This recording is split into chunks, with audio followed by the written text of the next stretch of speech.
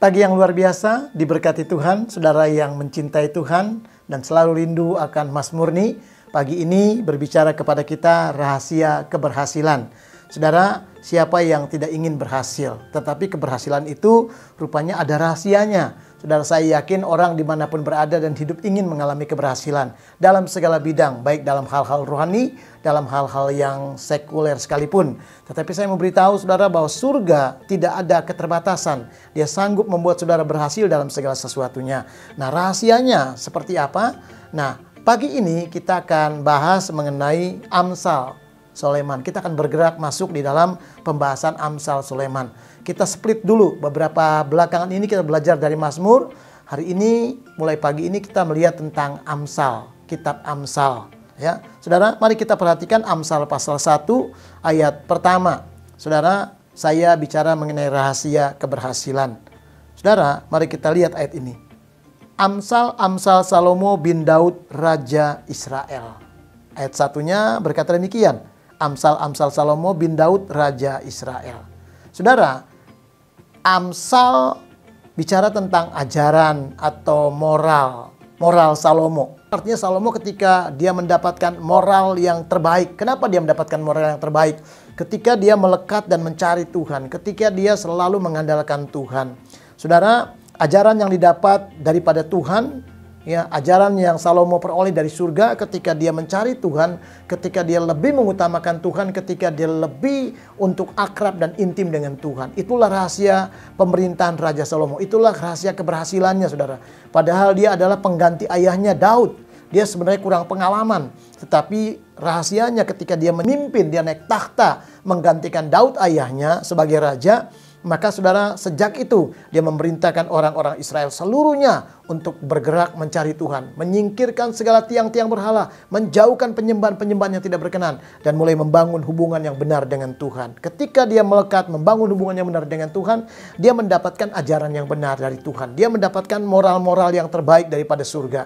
Dan akhirnya itu yang membuat dia bisa berhasil. Kenapa? Karena dia mencari Tuhan. Saudara, rahasianya adalah ketika dia mencari Tuhan. Ingat, kalau kita mau berhasil di dalam kehidupan kita, rahasianya adalah saudara harus mencari Tuhan. Karena, saudaraku, kenapa kita mencari Tuhan? Ya karena kita yang butuh Tuhan, bukan Tuhan yang butuh kita. Tetapi karena saudara perlu Tuhan, maka saudara yang harus berjumpa dengan Tuhan dan ketemu dengan Tuhan. Sediakan waktu, sediakan pengorbananmu, saudara. Sediakan segala sesuatu yang terbaik buat Tuhan. Kalau engkau mau mencari Tuhan. Waktu engkau mencari Tuhan artinya apa, saudara? Kita akan lihat satu ayat firman Tuhan di dalam Yesaya pasal 41 ayatnya yang pertama, saudara. Yesaya pasal 41 ayat yang pertama. Firman Tuhan berkata demikian. Dengarkanlah aku dengan berdiam diri, hai pulau-pulau. Hendaklah bangsa-bangsa mendapat kekuatan baru. Biarlah mereka datang mendekat. Kemudian berbicara. Baiklah kita tampil bersama-sama untuk berperkara. Waktu kita mencari Tuhan, maka Yesaya 41 mengajarkan kepada kita, yaitu kita harus mendengarkan Tuhan. Saudara, kenapa kita mendengarkan Tuhan? Karena kita butuh petunjuknya. Artinya saudara, karena engkau butuh petunjuknya, maka engkau harus dengarkan Tuhan. Itulah yang dilakukan Salomo. Dia menjadi raja, dia belum punya pengalaman, dia cari Tuhan. Waktu dia cari Tuhan, dia butuh hikmat. Waktu Tuhan bilang, apa yang kau mau minta? Aku nggak butuh yang lain. Aku nggak minta yang lain. Aku cuma perlu hikmat yang daripada Tuhan. Dan akibatnya, saudara, dia mendapatkan petunjuk yang terbaik.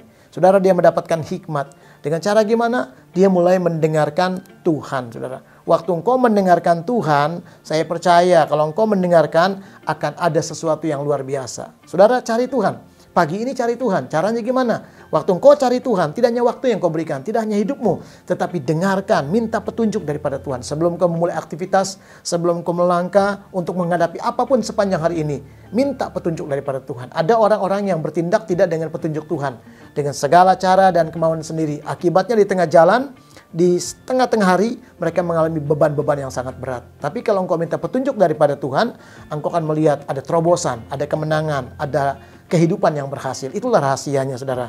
Maka kita lihat di dalam Keluaran 15 ayat 26. Kalau engkau mendengar, saudara, firman Tuhan dan melakukannya, maka tidak ada satu penyakit apapun yang akan ada di dalam hidupmu. Tetapi yang ada adalah berkat, kesembuhan, yang adalah kemenangan-kemenangan, adalah mujizat-mujizat kuasa Tuhan. Dengarkan firman Tuhan dan tidak hanya mendengar, lakukan. Maka ketika engkau lakukan, berkat di dalam Keluaran 15:26 itu menjadi bagian kita semua. Inilah rahasia keberhasilan hidup yang pertama.